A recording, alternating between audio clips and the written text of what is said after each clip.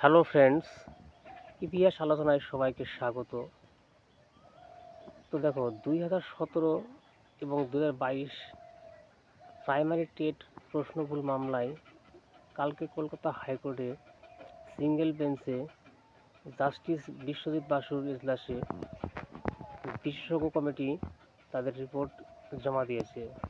তো সেই রিপোর্টের পরিপ্রেক্ষিতে জাস্টিস বাসু একটি প্রাথমিক পর্যবেক্ষণে রেখেছে যে শুধু মামলাকারীরা নয়, প্রত্যেক ক্যান্ডিডেটকেই এই প্রশ্নমূল মামলায় নম্বর প্রদান করা হবে।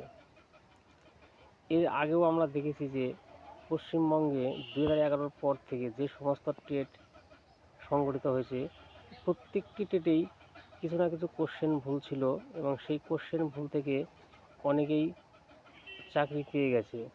তো যারা 2017 এবং 2022 টেটে পার্টিসিপেট করেছেন, তো তাদের ক্ষেত্রেও ভাগ্য খুলে যেতে পারে।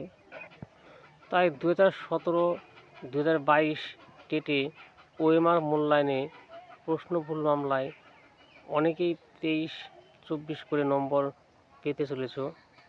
তো এই ধরনের আপডেট পেতে গেলে তোমরা অবশ্যই চ্যানেলটিকে সাবস্ক্রাইব করে পাশে থাকা বেল আইকনটি ক্লিক করে পাশে থাকবেন, যাতে সবার আগে সব আপডেট পেতে পারেন। ধন্যবাদ।